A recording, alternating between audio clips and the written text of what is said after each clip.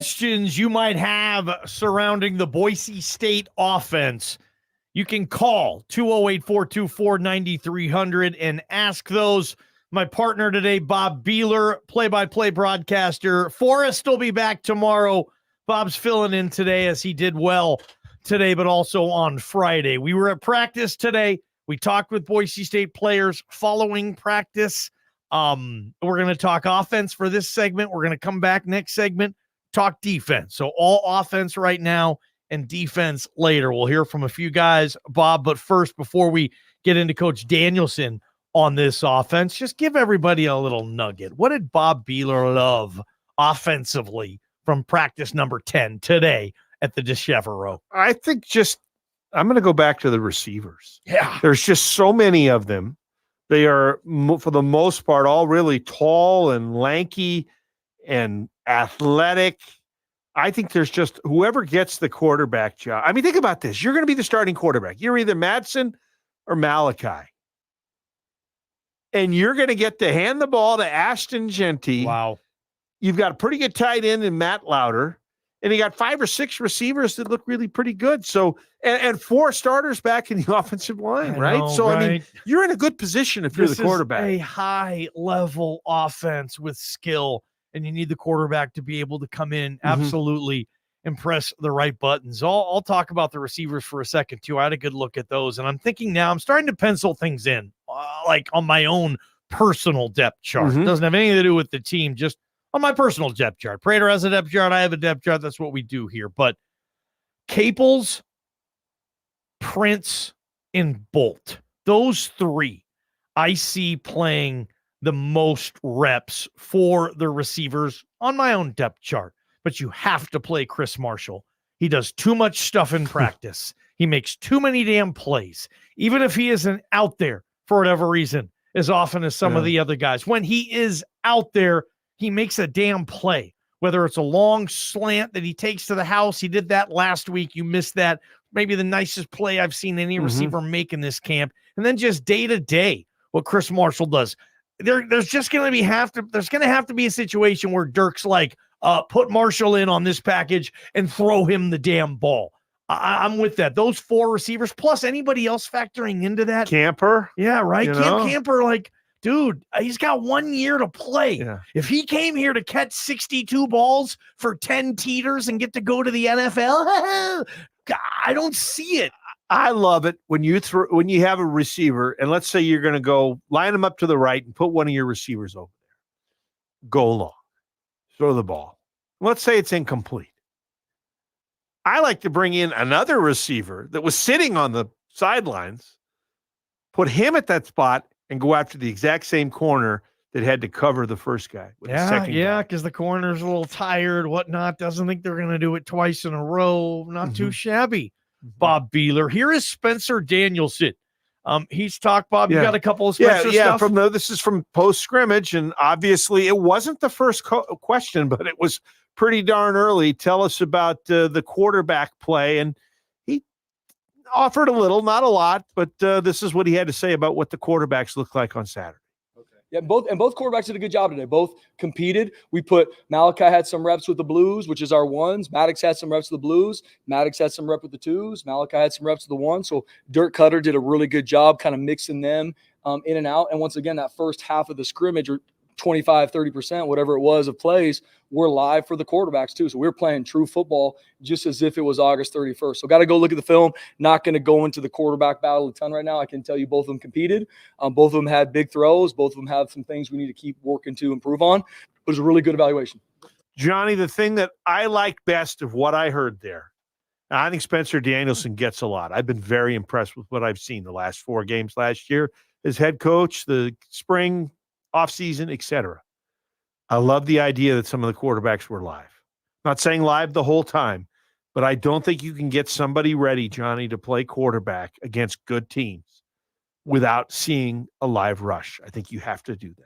Okay, I'll subscribe to that. Yeah, and if Dirk Cutter and Spencer Danielson think that's the case as well, I'm not saying all the time, but you got to have some of it where it's as he said, real football. I mean, if it's all of a sudden it's tap, well, Georgia Southern's not tapping on August 31st. 25% of the scrimmage on Saturday was 100% live, full on. That's Bob, smart. what else did you get from Well, Spencer? and then the question was asked about, the use of Genty, and I think he kind of said it was a little bit limited on Saturday, which is kind of, you'd expect it, but they've noticed him out there doing some kick returns. I don't know if he's been out there on punt, but just the overall, how do you use somebody like Ashton Genty? I've done a lot of research on that kind of stuff. BJ talked to a lot of head coaches, not only from practice to scrimmages, on how to make sure he's ready for game one, because that's always the balance for me as a head coach. Is I want our team playing fast and fresh game one, but we need to be ready.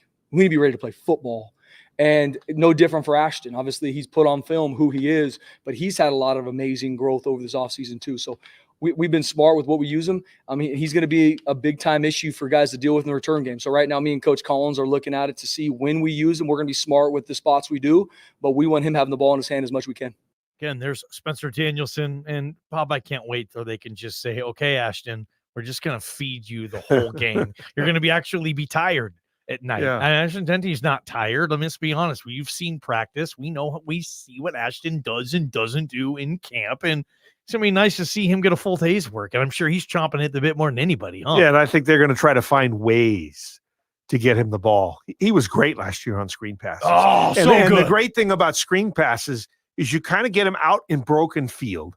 I thought our receivers blocked fairly well downfield last year. In addition, of course, the line blocked pretty well at the line of scrimmage. But, I thought Billy Bones was a pretty good blocker. Okay. Downfield that, might get somebody an extra 4 or 5 yards if you make the right read behind the block. But no, I think getting Genty the ball in a position to do something is key to this team. This offense. I talked with defensive captain Alexander Teubner today. You'll hear some clips from him coming up. But JP, I asked Alexander Teubner, how good is the offense? You guys face these guys every single day and just saw them in a scrimmage. Alexander Teubner, how good is this offense? We got playmakers at every single position on the field.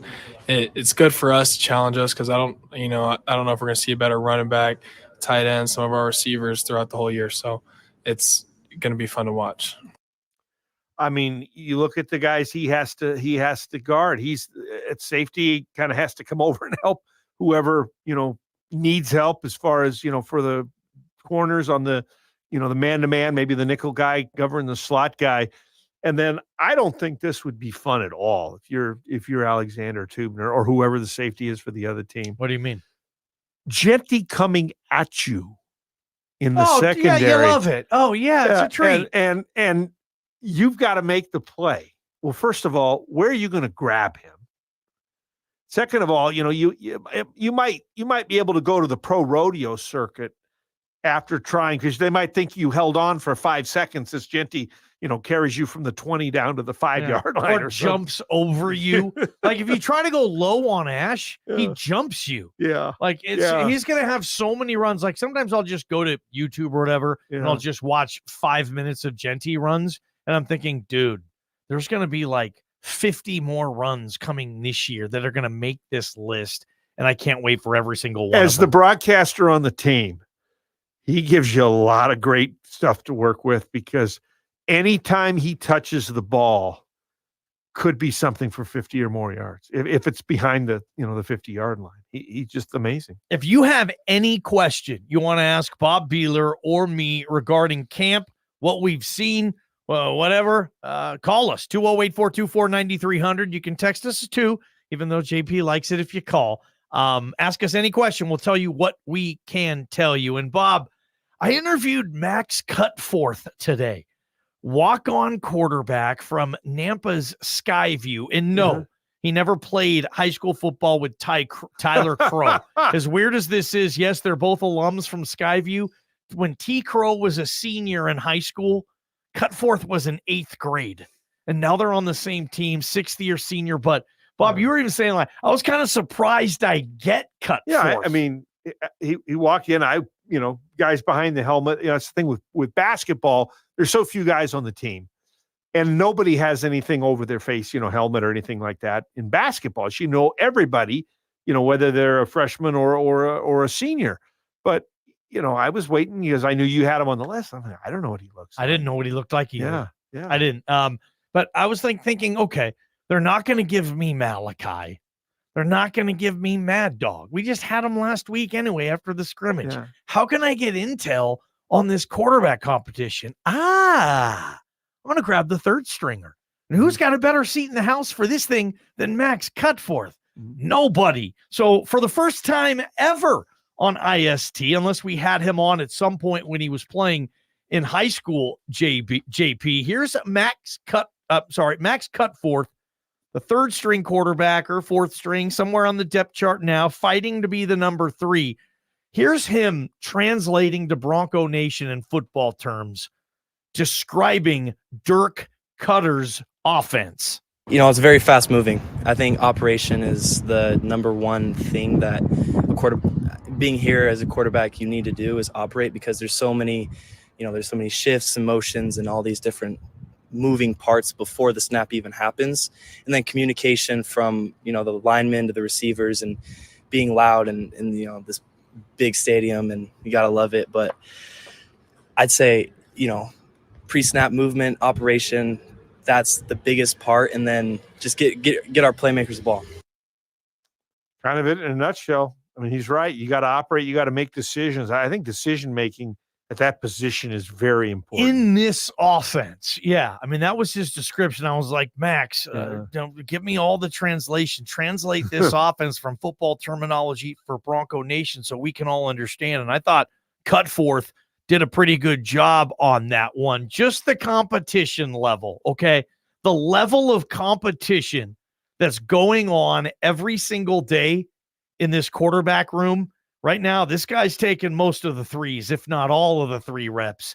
Here's what Max Cutforth says about this competition level. It's high, and it's high with everybody in the room. It's high, and it's high with everybody in the room, not just those 2, but, we're all competing to be the best that we can be. And at the end of the day, all of us want the best for the team. And, I mean, there's no bad blood. You think of competition, you think of 2 guys butting heads, but that's not how it is. We're all super close in the QB room, cracking jokes, having a good time, laughing. Just spirits are high, but so is competition. Yeah, they trained him, Bobby. They got to Cutforth. And I mean, that's such a trained answer. How's the competition going? Really high, and it's everybody in the room. Cutforth, well, I thought answered that well. But I'll bet you, everybody's focused on Nelson and Madsen. But I'll bet you everybody else has improved a lot too. I mean, think about it. He's 100%. Out there every day. He's, there's players working hard around him. You're getting tutored by Dirk Cutter. I mean, how could you not get improved, get better? I don't know if there's a player on this team that has risen further up the depth chart from practice 1 to practice 10 than Max Cutforth. And I know people are, wait, why are you talking about this? Well, he is surging. I mean, he's not going to start. He's not going to affect 1 or 2, but he is, in my opinion, winning the battle for 3. There's a bunch of guys in that. And Cutforth's having a really good camp. And this is the clip I all want you to hear. I talked with Max Cutforth today. I didn't realize this, but he is roommates with Maddox Madsen. I didn't realize they're living together, but Dirk Cutter said a couple weeks ago, Mad Dog does have a chip on his shoulder. He's taking that chip into this quarterback competition every day with Malachi. Here's Max Cutforth talking about the chip on Maddox Madsen's shoulder. I live with him too, so I see it every day. And coming back from an injury, I think that's one of the biggest things. And I mean, he's got Mad Dog in his name, I think, and he's been talked about being an underdog, and I think he's really embraced that. And even this year, it feels like against him, and he just is trying to step up, come back from an injury, have a better year than he did last year, and just compete and give his all for Boise. Chip, hardcore. And that's why Mad Dog's killing it in this competition. And many people think ultimately he will be the starter out there, Bob. But yeah, he's playing with the chip. We're seeing it. And I thought today, Mad Dog had his best day that I've seen in camp. He was just operative. Mm-hmm. He just got the job done. I mean, there's nothing super sexy about a lot of it, but the ball's out on time and it's at the right place and the offense moves. and they went on a 75-yard drive on the opening possession of Saturday's scrimmage, and it was all Mad Dog, and it was loaded with splash plays, and people were saying, wow, it was really, really impressive. So I thought he had a good day today too, Bob. Well, I think every day I've been out there, I've been impressed with what I've seen with this team. So I think they've got a lot of things going right for themselves, weapons, blocking, tackling. I think this is going to be a good year. Anybody who's called in and holding, we'll get to you. You call back, we'll get to you then as well. I know we weren't able to take as many calls as we wanted to, or any calls there. Me and Bob wanted to get that audio out there. That's the offense. Now let's focus to the defense. And I promise you, if you have any question regarding this team, practice today, any practice, anything the media has seen that maybe you haven't and you want to know, we can tell you we will, but you got to call and ask us. Beeler's in for Prater. Let's talk about this defense when we come back on Idaho Sports Talk. From the Beacon Plumbing Traffic Studios, this is Ticket Traffic. On the